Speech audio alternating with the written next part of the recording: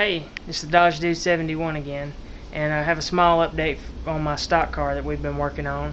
We took it to the racetrack a couple of weeks ago, and I proceeded to tear it up in hot laps. I never even made it into the race, but I had the most fun I'd ever had in my life tearing up an expensive race car. And here's a small update of what we've gotten done. Pardon me, I'm not wearing a shirt, but it's really hot. There's a hurricane coming, and it's apparently pushed a big pocket of hot air ahead of it. And I live in central Alabama, so it's pushing it right up our way right now. Hopefully we'll get back to this nice fall temperature soon. But here's an update on the stock car. Here's the new spoiler. I put another brace in the middle because I've seen a couple of them done that way, and I figured, what the heck. Also, I got some ballast back here attached. I'll get this checked out next time we go to the racetrack, make sure this is on properly enough, because I certainly don't want this thing flying off and into the grandstands, because last time we were at the track, the car got a little squirrely, and I don't know if it was partly the track or the way the car was set up, but I know my right front tire came off the bead, and it was like riding a dinosaur at that point. It just did not handle worth a crap. And I've managed to tear up both of the rims that were on this side.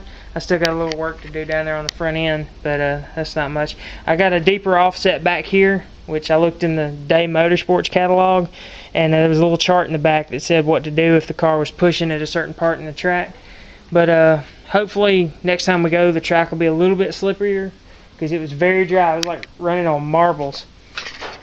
And well, it was actually kind of like when they put tar and gravel on a road. It's not really paved, but it's enough to stick.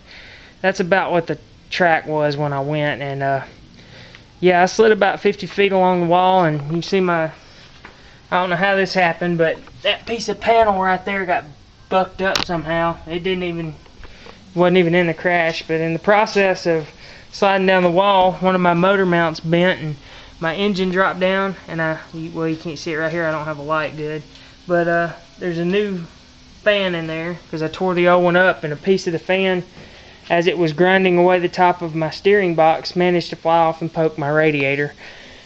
And yeah, it was pretty bad. I had to get a new shock absorber because let me find the old one. Here's that fan. It is shredded.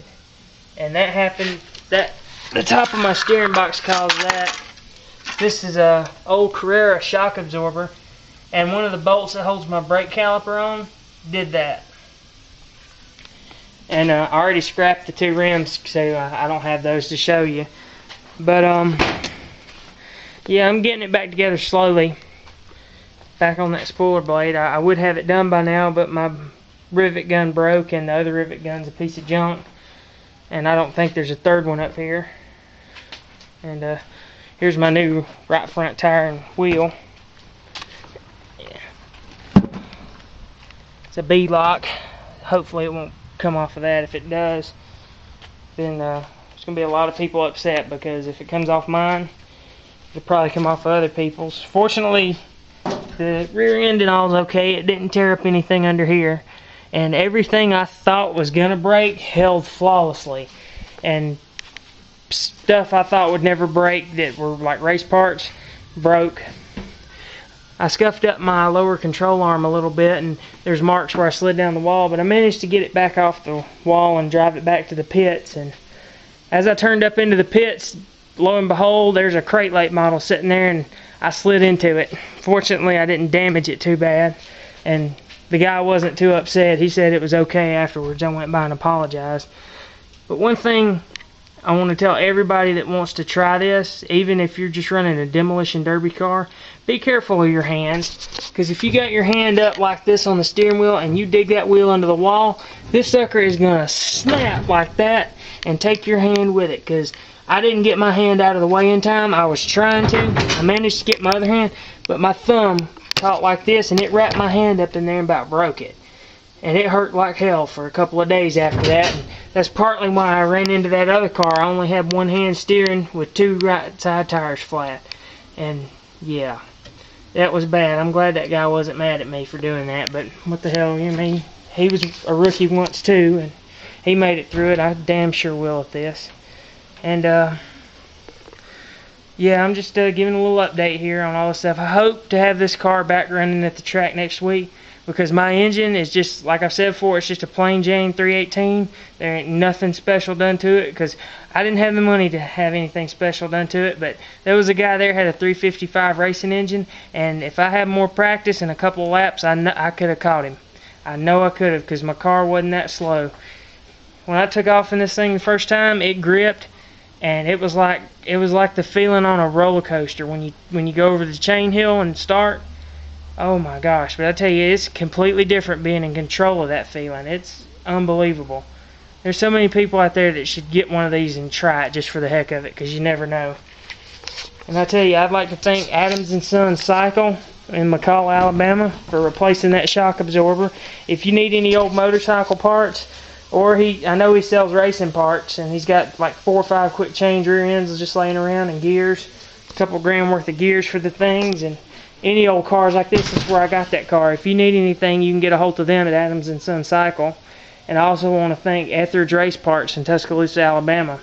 They've been a big help to me. I've gotten decent parts for a good price from them, and any kind of technical help or questions I've asked, they've answered it the best they could for me. And they're a couple of really good guys, and they race out at Magnolia, Mississippi, or Columbus, Mississippi. They race at Magnolia or Columbus, wherever they run the open wheel modifieds.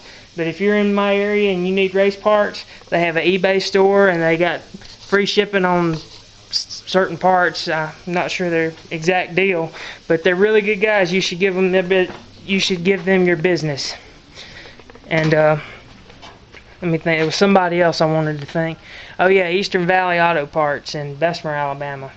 They helped me out with some parts I needed, and I've gotten a lot of help from a lot of people on this car, and I couldn't have done it without them. And hopefully I can get some of their names on here. And if you live in the Birmingham metro area and you need powder coating, you can get on Facebook and contact Doss Powder Coating. He's helped me with some stuff. He's a friend of mine. He buys and trades Dodge cars and stuff like that, or old cars, and I've gotten a lot of parts and stuff from him. But yeah, I'm gonna make another video on my sponsors, and hopefully within the next couple of weeks I'll have an in-car video during a race for this car. Don't know how to mount this camera in here yet, but my dad's been real sick, and he's helped us a lot with the car too. He used to race go-karts and drag race, so there was some racing experience there, and he's passed it to me. And he's been in the hospital bad sick the past couple of weeks, and just in and out. And hopefully, since he can't make it to the race to watch, I talked to Josh Ingram at Shelby County Speedway. He said it was fine to run an in-car camera. He didn't mind. So we're going to get this camera put in this car somehow, and you're going to see what I see. Hopefully it won't be upside down. Alright, Dodge Dude out.